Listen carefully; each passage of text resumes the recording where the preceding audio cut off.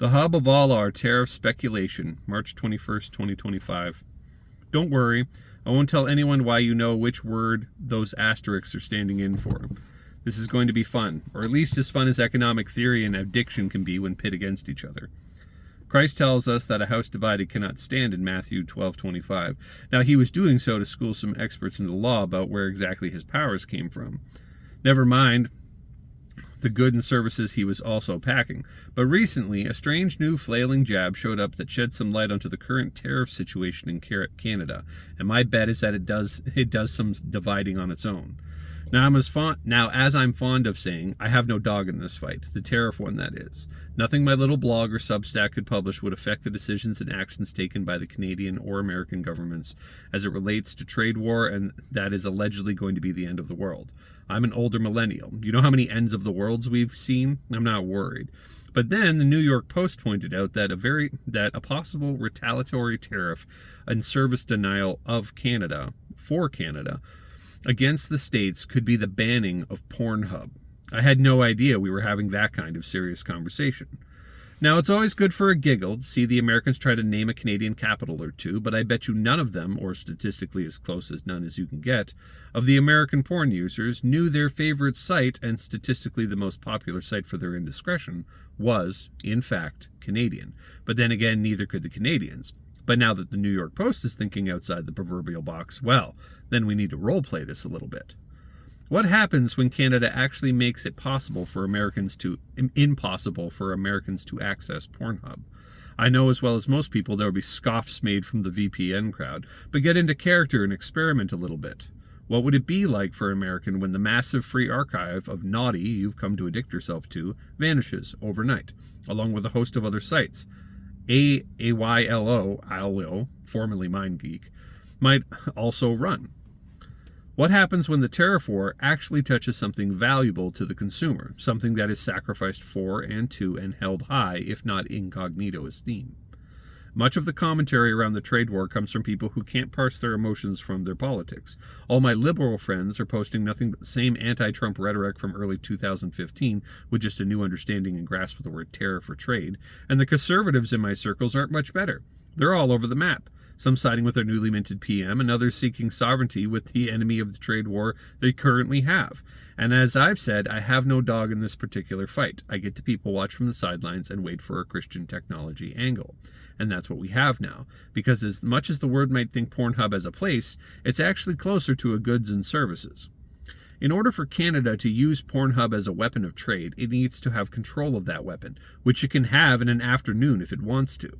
Because as objectively far from the concept of the erotic that trucking companies are, trucking companies and the services they rendered and the goods they have and can were seized just a few years ago.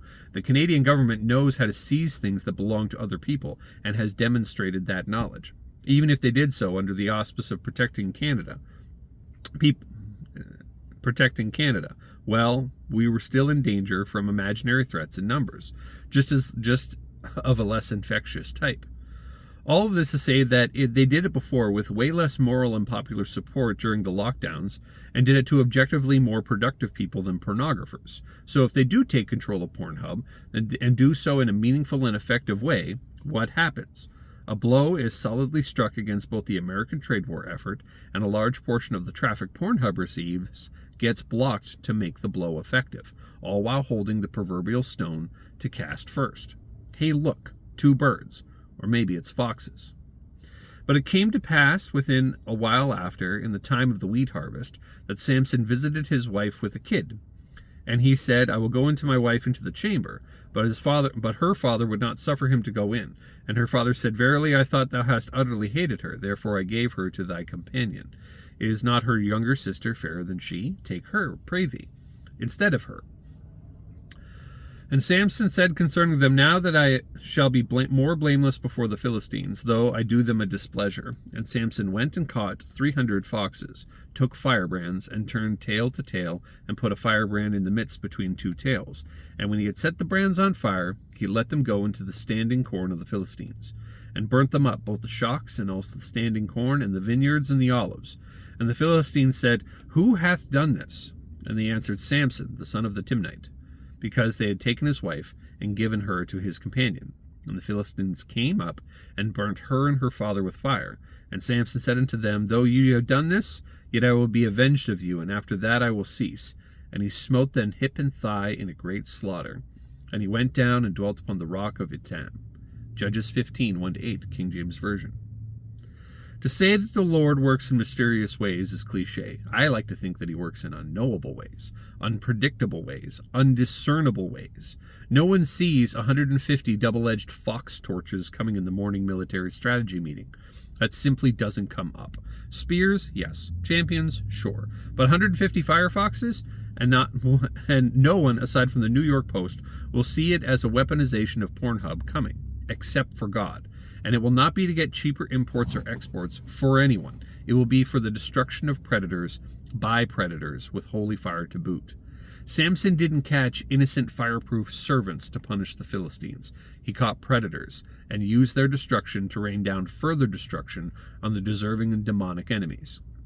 There's a beauty to a fox that most can't appreciate if they've only seen pictures of them online, pictures that have been touched up and zoomed in and mass produced for the public to gawk over, and that last string of adjectives applies to the men and women in porn just the same. And I would like to kill and just like I would kill a fox for getting too close to my children or chickens, I will rejoice in the death of porn by the levying of tariffs on my behalf. Only an all-powerful God could orchestrate a move so sublime and so subtle, so emotionally violent and culturally effective, to take a man capable of single-handedly killing his enemies, only to blind him, bind him, and lead him to the heart of the enemy territory, and then place his hand on the cool pillar of the enemy's demise. That pillar is firmly in the grasp of a seemingly weak and futile Canada right now. Maybe, just maybe, all it needs is a little push. And Samson said, Let me die with the Philistines. And he bowed his head and all his might, and the house fell upon the lords and upon all the people that were therein. So the dead which he slew at his death were more than that which he slew in his life. For we wrestle not against flesh and blood, but against principalities, powers, against the rulers of the darkness of this world, against spiritual wickedness in high places. Judges 16:30 and Ephesians 6:12, King James Version.